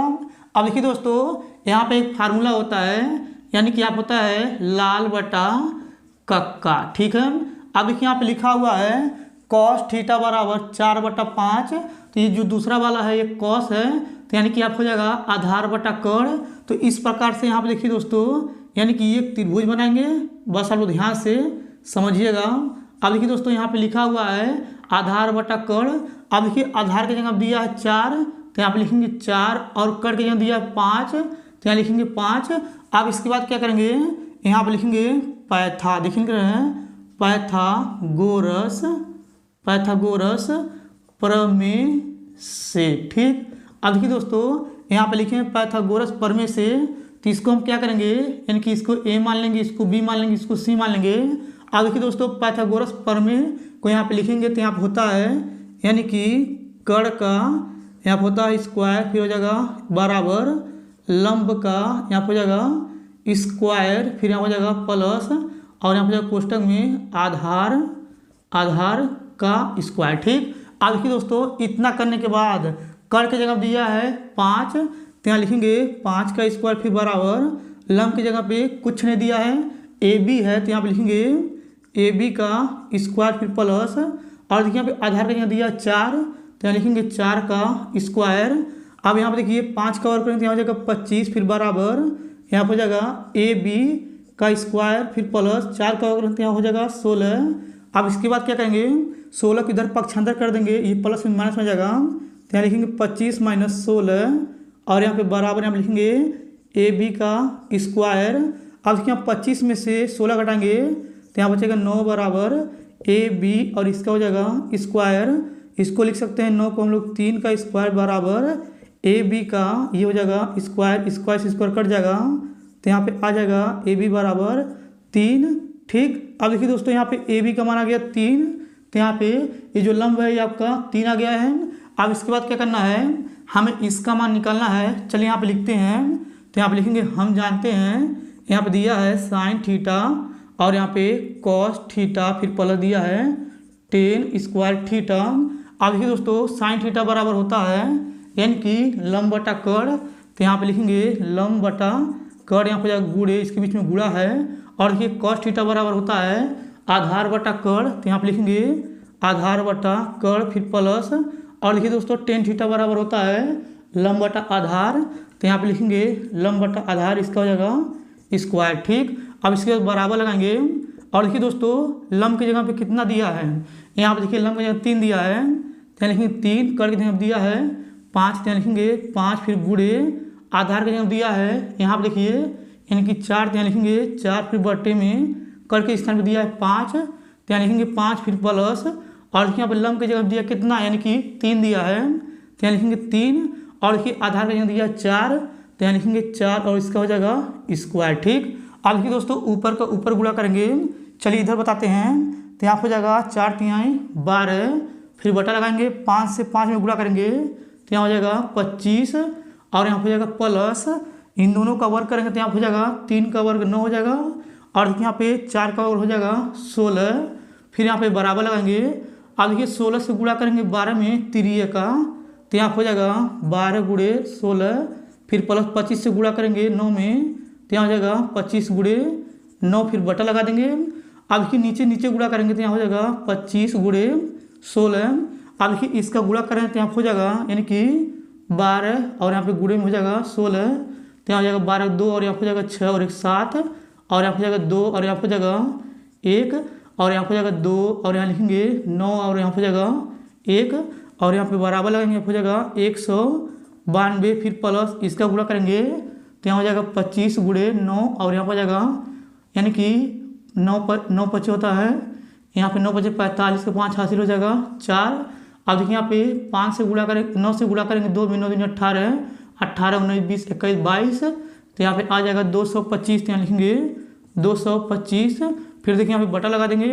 अब देखिए दोस्तों नीचे गुणा करेंगे तो यहाँ हो जाएगा 25, और यहाँ हो जाएगा 16, 30 का 0 यहाँ हो जाएगा यानी कि 6 दूनी 12, 3 हो जाएगा यहाँ पे 15, फिर यहाँ पे गुणे, यहाँ हो जाएगा 5 2, इसको जोड़ेंगे तो यहाँ हो जाएगा 0 10, और यहाँ हो जाएगा यानी कि 4, यानी कि नीचे आ जाएगा 400, फिर बराबर लगाएंगे, इन दोनों को जोड़ेंगे तो यहाँ हो जाएगा 7, और यहाँ हो जाएगा 1, और यहाँ हो जाएगा यानी कि देखिए यहाँ पे 4 हो जाएगा, फिर नीचे हो जाएगा यहाँ पे 400। ठीक, अब देखिए दोस्तों यही इसका फाइनल आंसर है, ये आपको अच्छे समझ में आ गया होगा। अब चलिए दोस्तों इसको मिटा करके यहाँ पे 14वां नंबर प्रश्न लिख करके उसको हल करके हम आपको बताएंगे। चलिए सबसे पहले इसको मिटा देते हैं। अब देखिए दोस्तों यहाँ पे 14वां नंबर प्रश्न उतारे हुए हैं। अब चलिए सबसे पहले इसको पढ़ते हैं। पढ़ने के बाद क्या करेंगे, इसको हल करके हम आपको बताएंगे। देखिए यहाँ पे लिखा है एक खिलौना त्रिज्या 3.5 सेमी वाले शंकु के आकार का है जो उसी त्रिज्या वाले एक अर्धगोले पर अधरोपित है। इस खिलौने का संपूर्ण ऊंचाई 15.5 सेमी है। इस खिलौने का संपूर्ण पृष्ठीय क्षेत्रफल ज्ञात कीजिए। बस आप लोग ध्यान से समझिएगा। अब देखिए दोस्तों सबसे पहले क्या करेंगे, हम यहाँ पे जो लिखा हुआ है एक खिलौना त्रिज्या 3.5 सेमी वाले शंकु के आकार का है, तो यहाँ पे पहले एक शंकु बनाएंगे। देखिए इस प्रकार से यहाँ पे शंकु ये बना रहे हैं। ठीक, आप लोग ध्यान से समझिएगा दोस्तों। देखिए शंकु बना दिए हैं और देखिए यहाँ पे लिखा है इसका जो त्रिज्या है 3.5 सेंटीमीटर है, तो इसका त्रिज्या यहाँ से यहाँ तक ले हो जाएगा 3.5 सेंटीमीटर। ठीक, अब देखिए इसके आगे लिखा हुआ है जो उसी त्रिज्या वाले एक अर्धगोले पर अधरोपित है। देखिए यहाँ पे ये जो शंकु है एक अर्धगोले पर अधरोपित है जिसकी त्रिज्या इस शंकु की त्रिज्या से सेम है। देखिए यहाँ पे इस प्रकार से एक अर्धगोला बना रहे हैं। बस आप लोग ध्यान से समझिएगा। देखिए दोस्तों ये थोड़ा अच्छा नहीं बनेगा। ठीक, देखिए यहाँ पे ये अर्धगोला बन गया है। अब देखिए यहाँ पे इसकी त्रिज्या यानी कि अर्धगोले की त्रिज्या और शंकु की त्रिज्या दोनों सेम है। अब देखिए यहाँ पे जो अर्धगोले की त्रिज्या होता है वही उसकी ऊंचाई भी होता है। अब देखिए यहाँ पे इसके आगे लिखा हुआ है इस खिलौने का संपूर्ण ऊंचाई यानी कि 15.5 सेमी है। यानी कि ये जो खिलौना है इसकी जो पूरी ऊंचाई है यहाँ पे दिया है 15.5 यानी कि सेमी। ठीक, अब इसके बाद क्या करेंगे, देखिए यहाँ पे ये जो अर्धगोले की त्रिज्या है वही उसकी ऊंचाई है। अब इसके बाद क्या करेंगे, हम इस शंकु की जो ऊंचाई है उसको निकालेंगे। तो क्या करेंगे, ये जो अर्धगोले की ऊंचाई है इसमें से घटा देंगे। देखिए यहाँ पे घटा रहे हैं, अगर हम 15.5 में से देखिए यहाँ पे 3.5 घटाएंगे तो यहाँ पे आ जाएगा 12। ठीक है, अब देखिए यहाँ पे जो शंकु की ऊंचाई हो जाएगा यहाँ पे यानी कि h बराबर 12 सेमी हो जाएगा। ठीक, ये आपको अच्छे समझ में आ गया होगा।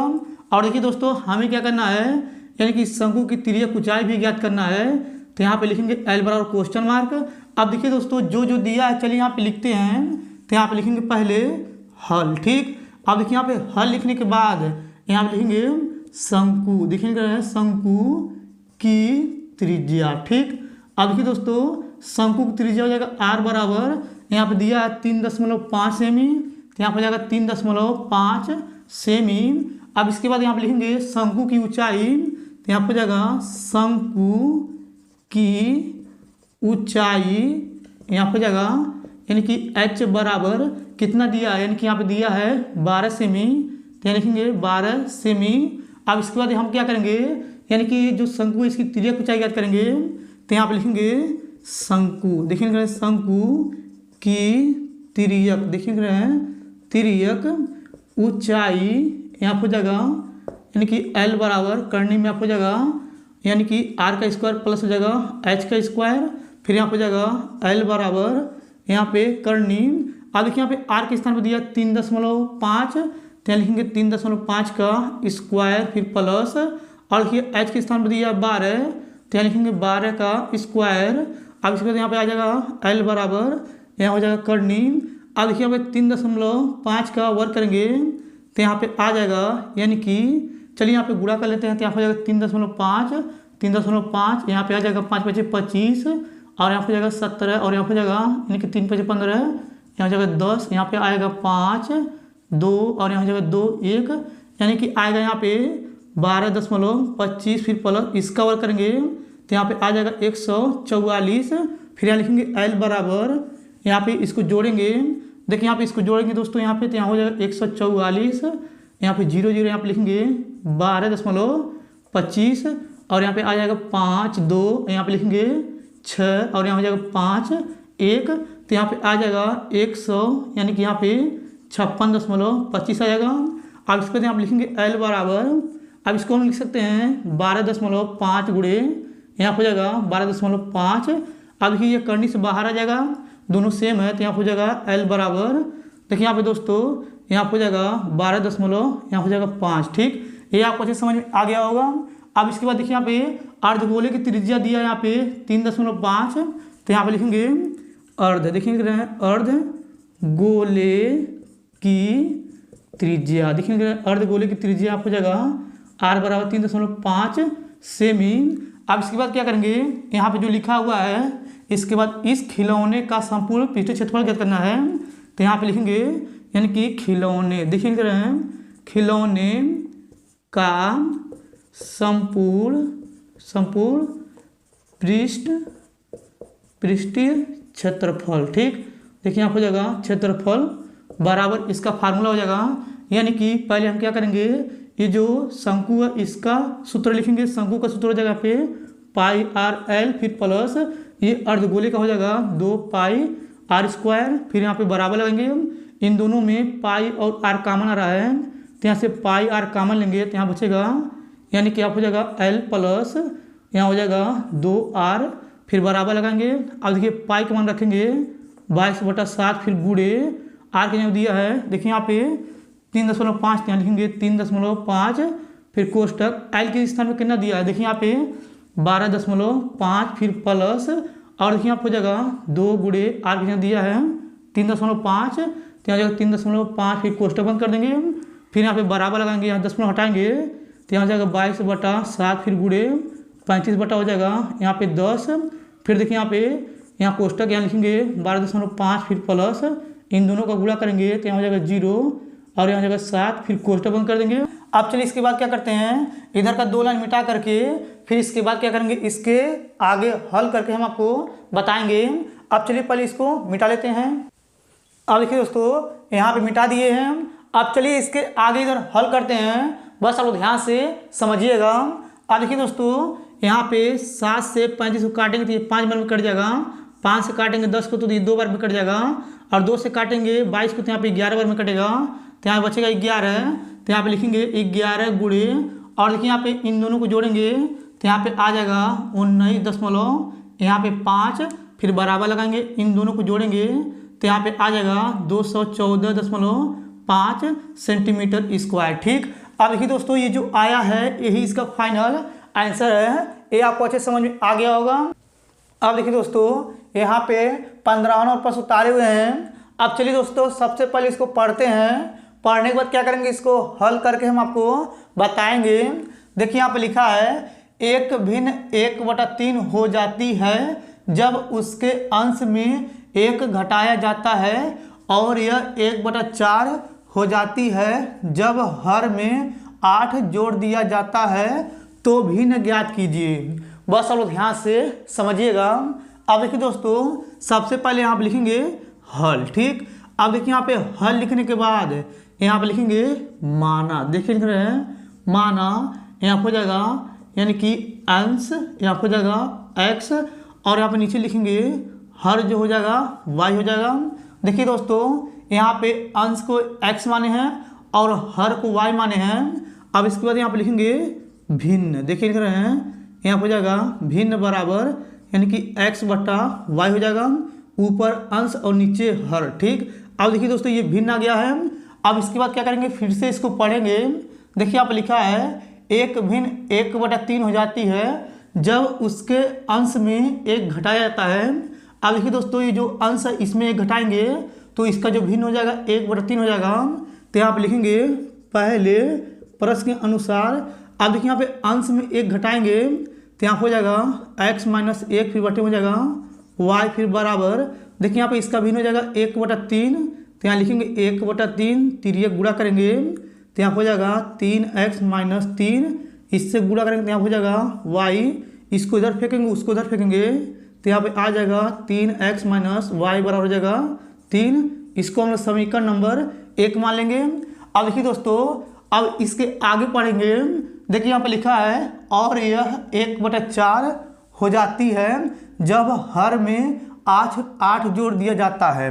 देखिए यहाँ पे अब इसके बाद हम नीचे लिखेंगे प्रश्न दूसरे के अनुसार। अब देखिए यहाँ पे लिखा है जब हर में 8 जोड़ दिया जाता है। देखिए यहाँ पे जो भिन्न है नीचे वाले हर में 8 जोड़ेंगे तो यहाँ हो जाएगा x बटे में हो जाएगा y प्लस 8, फिर यहाँ पे बराबर लगाएंगे।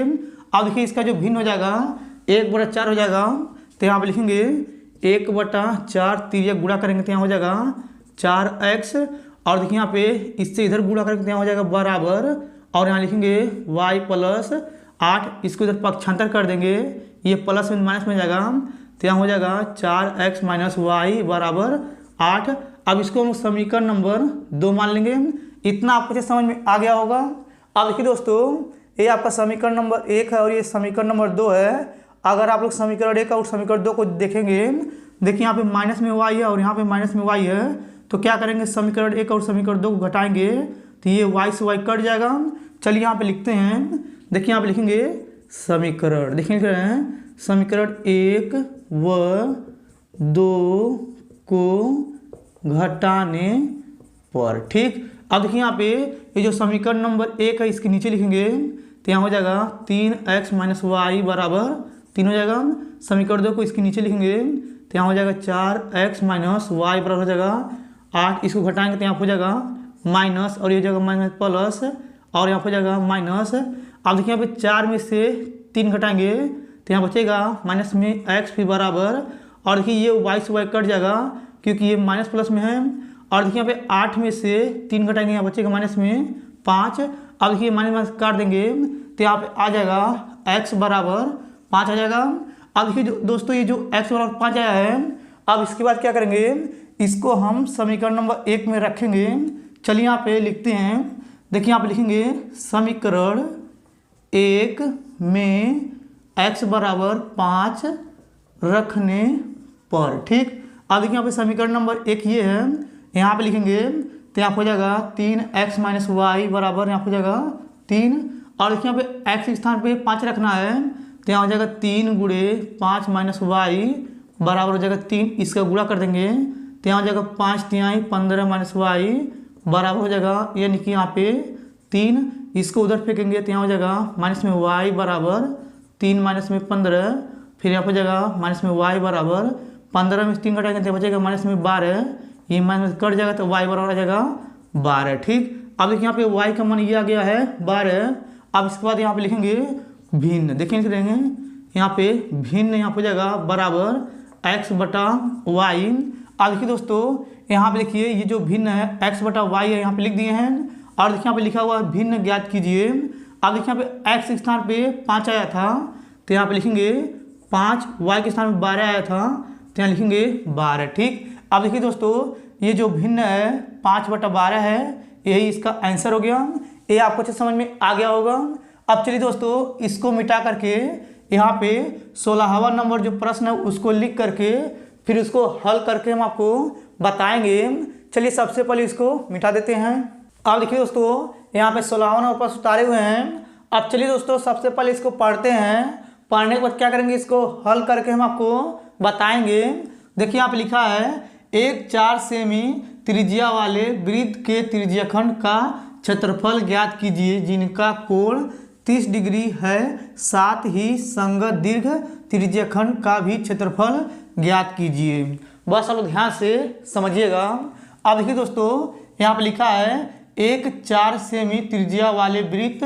अब इसके बाद क्या करेंगे, यहाँ पे एक वृत्त बनाएंगे इस प्रकार से। अब देखिए दोस्तों, इसकी जो त्रिज्या हो जाएगा यहाँ पे, देखिए यहाँ से यहाँ तक हो जाएगा 4 सेमी। और देखिए दोस्तों, ये अच्छा नहीं बना, आप लोग अच्छे से बना लीजिएगा इसको। और देखिए यहाँ पे लिखा है जिनका कोण 30 डिग्री है। देखिए यहाँ पे ये जो कोण है 30 डिग्री है। ठीक, ये आपको अच्छे समझ में आ गया होगा। अब देखिए दोस्तों, सबसे पहले आप लिखेंगे हल। ठीक, अब देखिए यहाँ पे हल लिखने के बाद यहाँ पे लिखेंगे वृत्त की त्रिज्या। देखिए लिख रहे हैं वृत्त की त्रिज्या हो जाएगा r बराबर 4 सेमी। ठीक, अब देखिए इसके बाद यहाँ पे लिखा हुआ है, यानी कि ये जो वृत्त है इसमें जो कोण है 30 डिग्री कोण बना है, तो यहाँ पे लिखेंगे वृत्त में बना कोण यहाँ हो जाएगा थीटा बराबर 30 डिग्री। ठीक, ये भी आपको अच्छा समझ में आ गया होगा। अब देखिए दोस्तों, यहाँ पे लिखा हुआ है वृत्त के त्रिज्याखंड का क्षेत्रफल ज्ञात कीजिए। देखिए ये वृत्त है, इसकी जो त्रिज्याखंड है, देखिए यहाँ पे ये वाला और ये वाला पूरा, इसी का हमें क्या करना है, यानी कि क्षेत्रफल ज्ञात करना है। ये देखिए जो वृत्त का त्रिज्या खंड है ये वाला, ठीक है। ये आपको क्या समझ में आ गया होगा। अब देखिए दोस्तों, सबसे पहले आप लिखेंगे त्रिज्या, देखिए लिख रहे हैं त्रिज्या खंड का क्षेत्रफल बराबर यहाँ हो जाएगा, यानी कि थीटा बटा 360 और यहाँ हो जाएगा गुणे पाई आर स्क्वायर, फिर बराबर लगाएंगे थीटा का दिया 30 तो यहाँ लिखेंगे 30 फिर बटे हो जाएगा, यानी कि 360 फिर गुणे पाई ऐसे रहने देंगे। देखिए यहाँ हो जाएगा पाई फिर गुणे आर की जगह हम रखेंगे 4 तो यहाँ हो जाएगा 4 का स्क्वायर, फिर बराबर लगाएंगे यहाँ हो जाएगा, यानी कि 30 फिर बटे हो जाएगा 360 फिर गुणे हो जाएगा पाई फिर गुणे 4 कवर करते हैं हो जाएगा 16, फिर यहाँ पे बराबर लगाएंगे। देखिए 0 0 कट जाएगा, 3 से 36 को काटेंगे तो यहाँ पे आ जाएगा 12। अब देखिए यहाँ पे 12 और 16 को 4 से काटेंगे तो यहाँ हो जाएगा 4 चौक 16 और यहाँ हो जाएगा 4 यहाँ 12 ऊपर आ जाएगा, यानी कि 4 पाई फिर बटे में आ जाएगा 3 और यहाँ लिखेंगे सेमी स्क्वायर, ठीक। अब देखिए यहाँ पे दोस्तों त्रिज्या खंड का जो क्षेत्रफल आया है 4 पाई बटे में 3 सेमी स्क्वायर आया है। अब देखिए दोस्तों इसके बाद हमें क्या करना है, यहाँ पे लिखा हुआ है साथ ही संगत दीर्घ त्रिज्या खंड का भी क्षेत्रफल ज्ञात करना है। यानी कि दोस्तों देखिए ये वाला जो एरिया है ना, ये वाला, इसका हमें क्या करना है, अब संगत दीर्घ त्रिज्या खंड ज्ञात करना है ये वाला एरिया का, इसको छोड़ा करके ये वाला। अब इसके बाद क्या करेंगे, पूरे वृत्त में से ये जो त्रिज्या खंड निकला हुआ है यहाँ पे, इसको क्या करेंगे उसमें से घटा देंगे।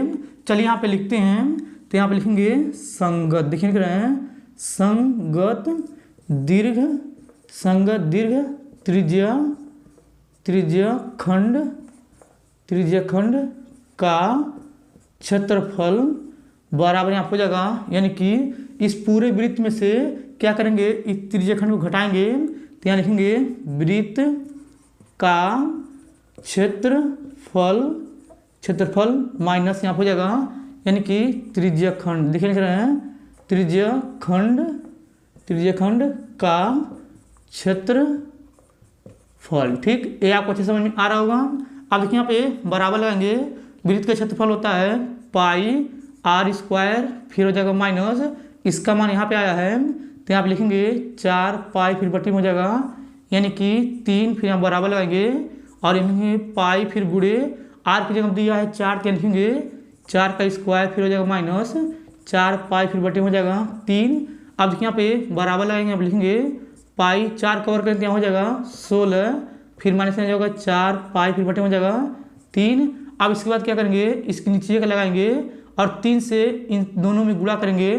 देखिए इधर हल कर ले रहे हैं, देखिए यहाँ पे गुणा करेंगे तो यहाँ हो जाएगा 16 3 48, लिखेंगे 48 पाई और देखिए 1 से गुणा करेंगे 4 पाई में तो यहाँ आ जाएगा माइनस में 4 पाई और इसका एलसीएम लेंगे तो यहाँ हो जाएगा 3। फिर यहाँ पे देखिए बराबर लगाएंगे, 48 पाई में 4 पाई घटाएंगे तो यहाँ पे आ जाएगा 44 पाई फिर बटे में जाएगा 3 और यहाँ पे लिखेंगे सेमी स्क्वायर, ठीक। अब देखिए दोस्तों ये जो आया ये इसका फाइनल आंसर है। और देखिए दोस्तों ये वाला प्रश्न आपके बोर्ड में बहुत ज़्यादा 6 नंबर के पूछे गए हैं। अब चलिए दोस्तों सबसे पहले इसको मिटाते हैं, मिटाने के बाद क्या करेंगे, यहाँ पे 17वां नंबर प्रश्न 6 नंबर का लिख करके फिर उसको हल करके हम आपको बताएंगे। चलिए सबसे पहले इसको मिटा देते हैं। अब देखिए दोस्तों यहाँ पे 17वां नंबर प्रश्न उतारे हुए हैं। अब चलिए दोस्तों सबसे पहले इसको पढ़ते हैं, पढ़ने के बाद क्या करेंगे, इसको हल करके हम आपको बताएंगे। देखिए यहाँ पे लिखा है संख्याओं की उस सूची के प्रथम 25 पदों का योगफल ज्ञात कीजिए जिनका nवां पद an बराबर 3 + 2n से दिया जाता है। बस अब ध्यान से समझिएगा। अब देखिए दोस्तों सबसे पहले आप लिखेंगे हल, ठीक। अब देखिए यहाँ पे हल लिखने के बाद यहाँ पे जो दिया हुआ है यानी कि nवां पद an बराबर 3 + 2n तो यहाँ हो जाएगा nवां पद, यहाँ हो जाएगा an बराबर 3 + 2n, ठीक। अब इसके बाद यहाँ पे लिखा है प्रथम 25 पदों का योगफल हमें ज्ञात करना है। तो अब इसके बाद क्या करेंगे, यहाँ पे ये जो दिया है nवां पद, इसमें n के स्थान पे 1 2 3 4 5 यानी कि प्राकृतिक संख्या रखेंगे। तो यहाँ पे लिखेंगे n बराबर 1 2 3 4 5 dot dot dot dot infinite. ठीक, अब इसके बाद क्या करेंगे, यहाँ पे देखिए यानी कि n के स्थान पे एक बार 1 रखेंगे तो यहाँ पे आ जाएगा a1 बराबर यहाँ पे जाएगा 3 प्लस 2 गुणे 1, यहाँ पे जाएगा a1 बराबर 3 प्लस 2 और यहाँ पे जाएगा a1 बराबर यानी कि यहाँ पे जाएगा 5। अब इसके बाद क्या करेंगे, n के स्थान पे 2 रखेंगे इसी में तो यहाँ पे जाएगा a2 बराबर यहाँ पे जाएगा 3 प्लस यहाँ पे 2 गुणे n के स्थान पे 2 रखेंगे तो यहाँ हो जाएगा 2, फिर यहाँ लिखेंगे a2 बराबर यहाँ हो जाएगा 3 प्लस 2 दूनी 4 तो यहाँ हो जाएगा a2 बराबर यानी कि 7 हो जाएगा। अब इसके बाद क्या करेंगे, यानी कि n के स्थान पर 3 रखेंगे तो यहाँ पर लिखेंगे n बराबर 3। ठीक, अब देखिए उसमें रखेंगे तो यहाँ हो जाएगा a3 बराबर यहाँ लिखेंगे 3 प्लस 2 गुणे 3 और यहाँ हो जाएगा a3 बराबर यहाँ पे 3 प्लस 3 दूनी 6 और यहाँ हो जाएगा a3 बराबर यानी कि 9 आ जाएगा। अब देखिए यहाँ पे ये पहला पद और ये दूसरा पद और ये तीसरा पद आया है। अब चलिए इसके बाद क्या करते हैं, यहाँ पे लिखेंगे 3 पद। देखिए लिख रहे हैं 3 पद क्या क्या दिया है, यहाँ पे दिया हुआ है यानी कि देखिए यहाँ पे दिया है 5 और यहाँ पे दिया है यहाँ पे 7, फिर यहाँ पे दिया है यानी कि 9।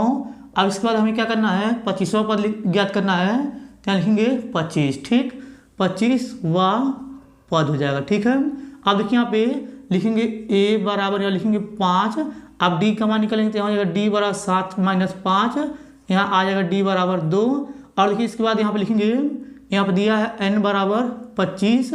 अब यहाँ पे लिखेंगे हम जानते हैं यहाँ पे होता है यानी कि s n बराबर n बाई 2, फिर बड़े कोष्टक में हो जाएगा 2a प्लस कोष्टक में n माइनस 1 d, फिर ये कोष्टक बंद कर देंगे। अब देखिए यहाँ पे n के स्थान में 25 रखेंगे तो यहाँ हो जाएगा यानी कि s 25 फिर बराबर यहाँ हो जाएगा 25 बटे में 2, फिर यहाँ हो जाएगा बड़ा कोष्टक यहाँ लिखेंगे 2 गुणे 1 की जगह दिया 5 यहाँ लिखेंगे 5 फिर प्लस n की जगह हो जाएगा 25 माइनस 1 फिर कोष्टक बंद, d की जगह हो जाएगा 2 फिर ये बड़ा कोष्टक बंद हो जाएगा।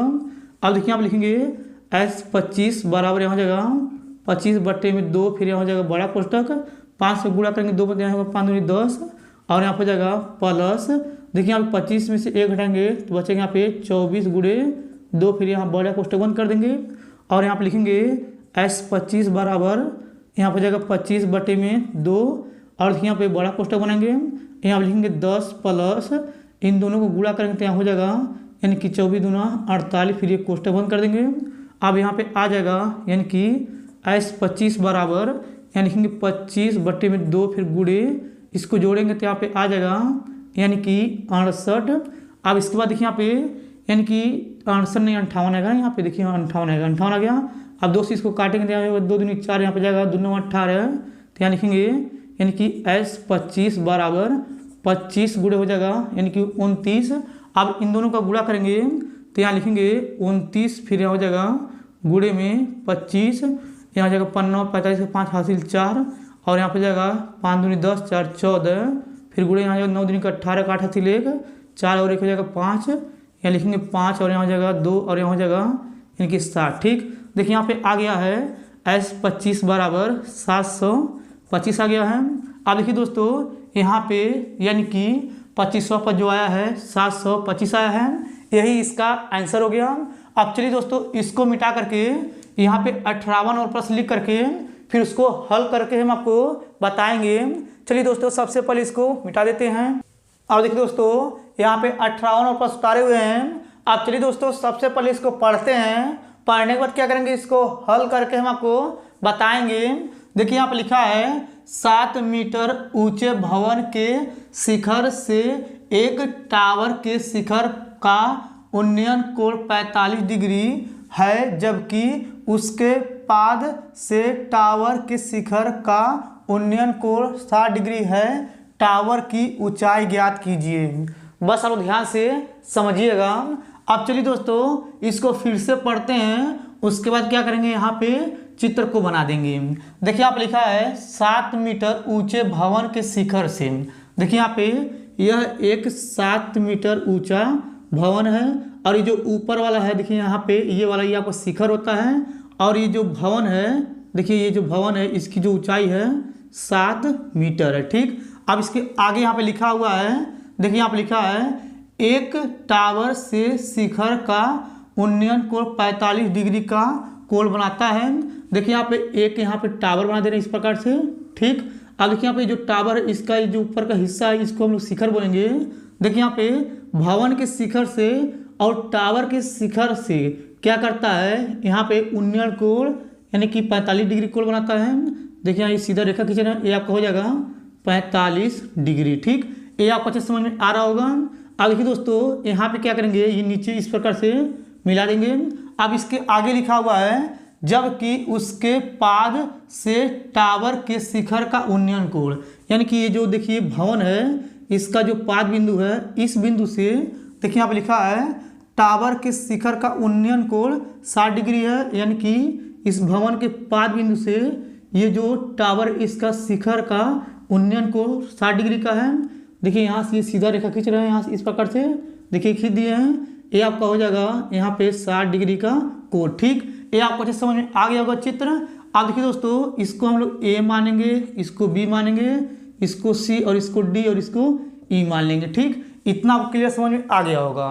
अब देखिए दोस्तों सबसे पहले यहाँ पे लिखेंगे हल। ठीक, अब देखिए यहाँ पे हल लिखने के बाद पहले हम क्या करेंगे दोस्तों, यहाँ पे जो ऊपर वाला है यानी कि देखिए ए डी ई लेंगे तो इसको हम लोग एक्स मानेंगे और देखिए इसके सामने वाला ये हो जाएगा यानी कि 7 हो जाएगा। ठीक है, यानी कि ये मीटर हो जाएगा।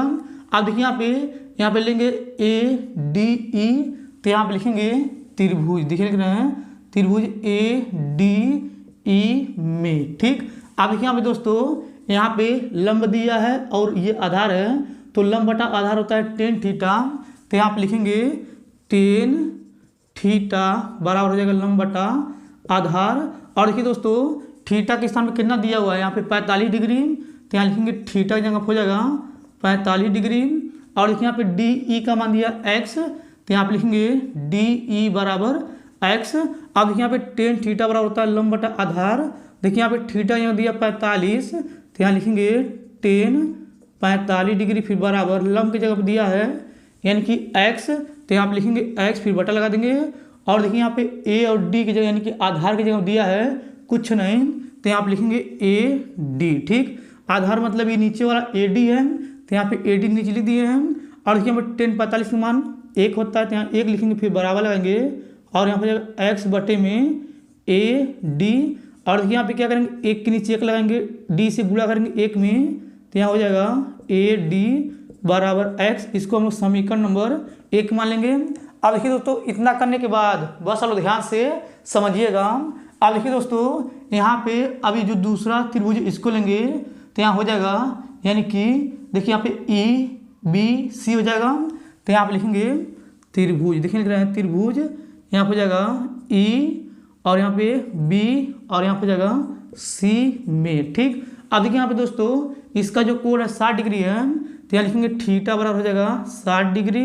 और देखिए यहाँ पे ये पूरा ऊंचाई लेंगे, अब यहाँ से यहाँ तक ये पूरा ऊंचाई लेंगे तो यहाँ हो जाएगा x प्लस ये 7 हो जाएगा, तो यहाँ पे लिखेंगे यानी कि यहाँ हो जाएगा सी ई का मान हो जाएगा x प्लस 7। और देखिए यहाँ पे बी सी का मान कुछ नहीं है तो यहाँ लिखेंगे बी सी बराबर कुछ नहीं। ठीक, ये आपको अच्छे समझ में आ रहा होगा। अब देखिए दोस्तों यहाँ पे लंब बटा आधार होता है tan थीटा, तो यहाँ पे लिखेंगे यहाँ पे जाएगा tan थीटा बराबर लंब बटा आधार। और देखिए यहाँ पे थीटा यहाँ दिया है 60 डिग्री, तो यहाँ लिखेंगे tan 60 डिग्री फिर यहाँ बराबर लगाएंगे लंब की जगह दिया है यानी कि देखिए यहाँ पे ये है, यहाँ पे लंब की जगह दिया है x प्लस 7, तो यहाँ पे लिखेंगे x प्लस 7 फिर बटा लगा देंगे। आधार की जगह पे देखिए यहाँ पे बी सी दिया है तो यहाँ लिखेंगे बी सी। अब देखिए दोस्तों इतना करने के बाद इसके नीचे हल करेंगे तो आपको नहीं दिखेगा। चलिए इधर बताते हैं। देखिए यहाँ पे tan 60 का मान होता है करनी में 3, देखिए यहाँ पे करनी में 3 हो जाएगा फिर बराबर लगाएंगे और यहाँ पे हो जाएगा ऊपर x प्लस 7 फिर बटे में हो जाएगा यहाँ पे बी सी। अब देखिए इसके नीचे लगाएंगे तिर्यक गुणा करेंगे तो यहाँ हो जाएगा बी सी करनी में 3 फिर बराबर हो जाएगा x प्लस यहाँ पे हो जाएगा 7। ठीक, ये आपको अच्छे समझ में आ रहा होगा। अब देखिए दोस्तों यहाँ पे जो लिखा हुआ है यानी कि बी सी बराबर है यानी कि ए डी के, तो यहाँ पर लिखेंगे हम जानते हैं ए डी बराबर है बी सी की। ठीक, अब देखिए यहाँ पे बी सी की जगह पे हम ए डी का मान रख सकते हैं और ए डी के स्थान ए डी का मान जो है बी सी जगह रख सकते हैं। चलिए इसमें रखते हैं। देखिए यहाँ पे समीकरण 1 से, तो यहाँ पे लिखेंगे समीकरण, देखिए समीकरण 1 से। ठीक, अब इसको पहले उतारेंगे तो यहाँ पे देखिए बी सी की जगह पे, देखिए यहाँ पे बी सी बराबर है ए डी के, तो ए डी का मान हो जाएगा यानी कि x, तो यहाँ पे इन दोनों का मान हो जाएगा x। ठीक, अब इसके बाद क्या करेंगे, बी सी के स्थान पे x रखेंगे तो यहाँ पे ऊपर हो जाएगा यानी कि x करने में 3, फिर हो जाएगा बराबर x + 7। अब इसके बाद क्या करेंगे, x को इधर फेंक देंगे तो यहाँ पे हो जाएगा x और यहाँ पे हो जाएगा करने में 3, फिर यहाँ हो जाएगा -x, फिर बराबर हो जाएगा 7। अब देखिए इन दोनों में से x कॉमन आ रहा है तो यहाँ पे x कॉमन लेंगे तो यहाँ हो जाएगा करने में 3 - 1, कोष्टक में फिर बराबर हो जाएगा 7। अब इससे 7 में भाग कर देंगे तो यहाँ पे आ जाएगा x बराबर 7 बटे में करने में 3 - 1। अब देखिए दोस्तों यहाँ पे x का मान आ गया है। अब इसके बाद क्या करना, हमें इस टावर की ऊंचाई ज्ञात करना है। तो क्या करेंगे, यहाँ पे ई डी और डी सी को जोड़ेंगे। चलिए यहाँ पे जोड़ते हैं तो यहाँ पे लिखेंगे टावर, देखिए टावर की ऊंचाई, देखिए टावर की ऊंचाई बराबर यहाँ हो जाएगा यानी कि यहाँ पे लिखेंगे ई डी फिर प्लस हो जाएगा डी सी, फिर बराबर लगाएंगे। ई डी का मान कितना दिया यानी कि एक्स दिया है, फिर प्लस डी सी का मान कितना आया, देखिए यहाँ पे यानी कि अगर आप लोग ध्यान से देखेंगे डी सी का मान यहाँ पे देखिए यानी कि एक्स का मान तो ये हो गया एक्स, और डी सी का मान देखिए यहाँ पे कितना दिया है, एक्स दिया है, यहाँ पे डी सी है ना, ये यहाँ पे डी सी 7 दिया, सॉरी ये 7 दिया है तो यहाँ जगह 7 फिर बराबर लगाएंगे। और देखिए एक्स की तरफ ये आया है तो यहाँ लिखेंगे 7 बटे में करनी में 3 - 1, फिर यहाँ जगह प्लस में 7, इसके नीचे का लगाएंगे, तीजे गुणा करेंगे। देखिए यहाँ पे आ जाएगा यानी कि 7 और यहाँ हो जाएगा यहाँ हो जाएगा +7 करनी में 3 - 1, फिर बटे हो जाएगा यहाँ पे करनी में 3 - 1। अब इसके बाद करनी 3 से गुणा, करनी में ये 7 से गुणा कर देंगे दोनों पारी पारा, तो यहाँ हो जाएगा 7 प्लस यहाँ देखिए 7 करनी में 3 फिर -7 हो जाएगा, फिर बटे में जाएगा करनी में 3 - 1, फिर बराबर लगाएंगे 7 से 7 कट जाएगा तो यहाँ पे आ जाएगा 7 करनी में 3 फिर बटे में जाएगा करनी में 3 - 1। ठीक, अब देखिए दोस्तों यहाँ पे ये टावर की ऊंचाई निकल गया है, ये आपको अच्छे समझ में आ गया होगा। अब देखिए दोस्तों ये आपका टावर का ऊंचाई हो गया। अगर आपको ये मेरा पूरा वीडियो अच्छे तरीके से समझ में आ गया होगा तो आप लोग मेरे वीडियो को लाइक और कमेंट जरूर कर दीजिएगा। और देखिए दोस्तों ये आपका पार्ट 2 है, इसके बाद अगर आपको पार्ट 3 का वीडियो चाहिए तो आप लोग कमेंट में जरूर बता दीजिएगा, हम आपको पार्ट 3 का वीडियो बना देंगे। धन्यवाद।